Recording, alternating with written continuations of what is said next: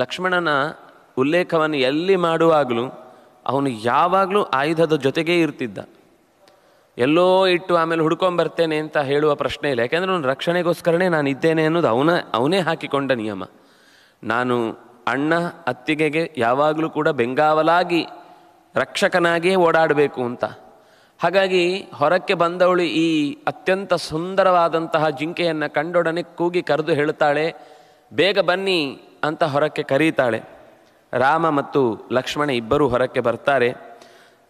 ಕರೆದ ತಕ್ಷಣ ಬಂದಾಗ ವೀಕ್ಷಮಾಣೌತು ತಂ ದೇಶಂ ತದಾ ದದರ್ಶತು ಹೃಮೃಗಂ, ಅವರಿಗೂ ಕಂಡಿತು ಆ ಜಿಂಕೆ.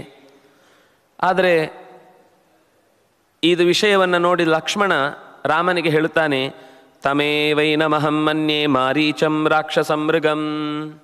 ಈ ಹಿಂದೆ ಅವತ್ತು ನಾವು ಕಾಡಿನಲ್ಲಿ ಇದೇ ರೀತಿ ಋಷಿಗಳ ಆಶ್ರಮವೊಂದಕ್ಕೆ ಹೋಗ್ತಾ ಇದ್ದಾಗ ನಮ್ಮನ್ನು ಬಹಳವಾಗಿ ಗಮನಿಸ್ತಾ ಇದ್ದ ಒಂದು ಮೃಗ ಇತ್ತು ತಾನೆ.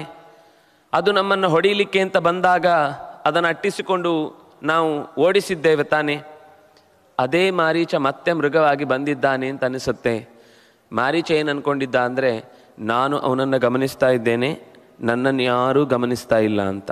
ಆದರೆ ಲಕ್ಷ್ಮಣ ಹೇಳ್ತಾನೆ, ನಮ್ಮನ್ನು ಬಹಳ ಕಾಲದಿಂದ ಅಬ್ಸರ್ವ್ ಮಾಡ್ತಾ ಎಲ್ಲ ಕಡೆಗೆ ಎಲ್ಲಿ ಹೋಗ್ತಾರೆ, ಹೇಗೆ ಹೋಗ್ತಾರೆ, ಯಾವ ಕಡೆಗೆ ಹೋಗ್ತಾರೆ ಅಂತ ಒಂದು ಮೃಗ ಗಮನಿಸ್ತಾ ಇತ್ತಲ್ವ, ಅದು ಮಾರೀಚನೇ ವೇಷ ಮರೆ ಮಾಡಿಕೊಂಡು ಇಲ್ಲಿ ಬಂದಂತೆ ನನಗೆ ಸಂದೇಹ ಬರ್ತಾ ಇದೆ.